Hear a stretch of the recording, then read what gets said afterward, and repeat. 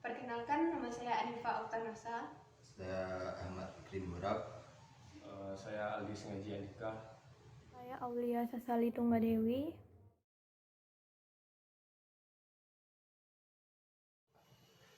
Kami dari kelompok 13 akan membahas mengenai perkembangan aksara di Indonesia. Materi pertama akan dibahas oleh rekan saya, Dika. Baiklah, saya Andika akan membacakan materi pertama mengenai tentang periodisasi aksara Nusantara. Periodisasi aksara dimulai dari zaman kerajaan-kerajaan Hindu-Buddha. Aksara yang berkembang pada zaman kerajaan-kerajaan Hindu-Buddha pada umumnya digunakan untuk menuliskan bahasa Sanskerta atau bahasa daerah yang terpengaruh bahasa Sanskerta. Selain itu, digunakan juga aksara Pallawa, aksara Nagari, aksara Jawa Kuna atau Kawi, aksara Buddha, aksara Sunda Kuna, aksara Proto Sumatera.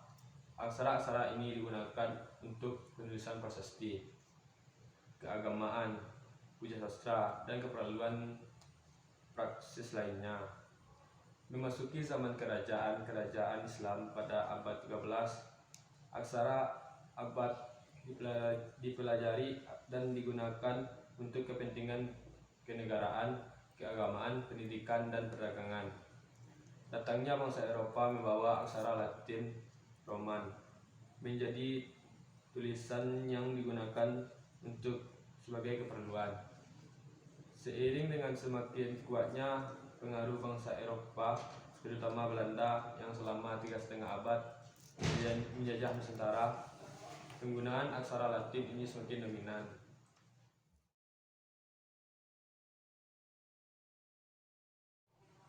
Baiklah, saya akan melanjutkan materi yang kedua mengenai masa kerajaan-kerajaan Nusantara. Model komunikasi visual telah banyak digunakan oleh kerajaan-kerajaan Nusantara untuk menyampaikan informasi mengenai nilai-nilai moral, etika, cerita kepahlawanan, tata kenegaraan, dan sebagainya. Artefak-artefak yang menunjukkan komunikasi visual antara lain relief-relief, candi Borobudur, seni wayang beber, simbol-simbol kerajaan. Kerajaan-kerajaan Nusantara telah banyak melakukan interaksi dengan kerajaan dari kawasan lain. Proses interaksi dipastikan membutuhkan perangkat-perangkat yang menunjukkan identitas. Salah satunya prasasti Caruteum yang berasal dari Kerajaan Tarumanegara. Kerajaan Majapahit memiliki 3 lambang yang berbeda. Yang pertama, bentuk ukiran Surya Majapahit yang paling umum dari reruntuhan Candi Majapahit yang terletak di Museum Trowulan. Yang kedua, bentuk lain dari Surya Majapahit dari reruntuhan Candi Majapahit terletak di Museum Nasional Jakarta. Yang ketiga, diagram Surya Majapahit menampilkan tata letak para dewa Hindu di 9 arah penjuru utara mata angin. Candi Borobudur adalah monumen Buddha terbesar di dunia. Dibangun pada masa Raja Samaratungga dari bangsa Sailendra pada tahun 824 Masehi. Negara Kertagama pada tahun 1360 Masehi adalah kitab yang mendokumentasikan kebesaran Kerajaan Majapahit yang menjadi salah satu embrio bangsa Indonesia. Negara Kertagama ditulis oleh Empu Prapanca dalam lembaran lontar. Kitab yang ditulis dalam aksara Jawa kuno tersebut merekam kebesaran Majapahit terutama pada masa kepemimpinan Hayam Wuruk. Salah satu contoh mushaf Al-Quran kuno dari daun lontar.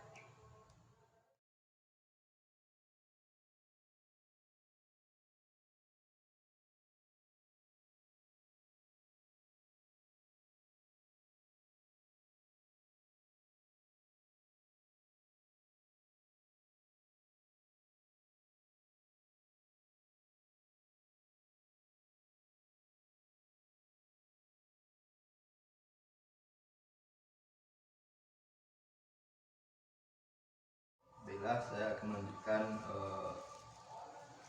materi selanjutnya. Tulisan Sunda kuno.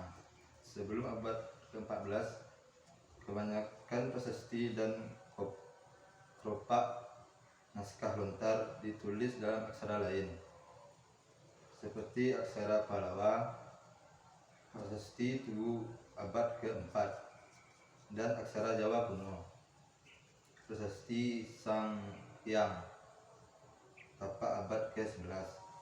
Bahasanya pun Sanskerta dan Jawa kuno, bahkan Melayu kuno. Baru pada abad ke-14 dan seterusnya, aksara Sunda kerap dipakai dalam media batu atau prasasti dan naskah kuno.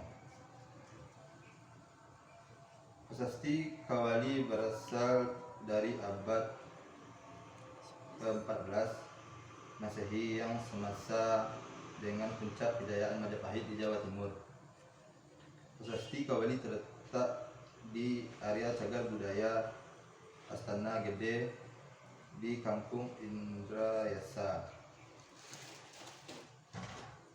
Desa Kawali, Kecamatan Kawali, Kabupaten Ciamis, Jawa Barat.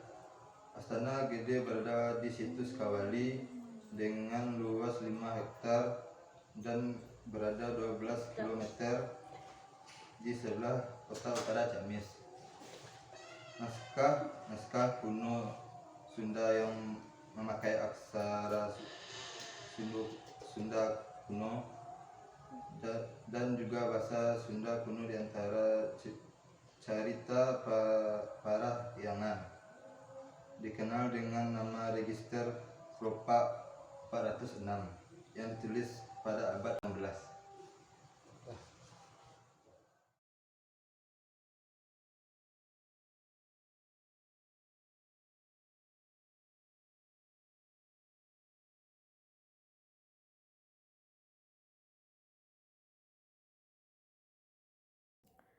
Kesimpulan dari materi tentang perkembangan aksara di Nusantara yaitu periodisasi aksara dimulai dari zaman kerajaan Hindu-Buddha yang umumnya digunakan untuk menulis Sanskerta atau bahasa daerah.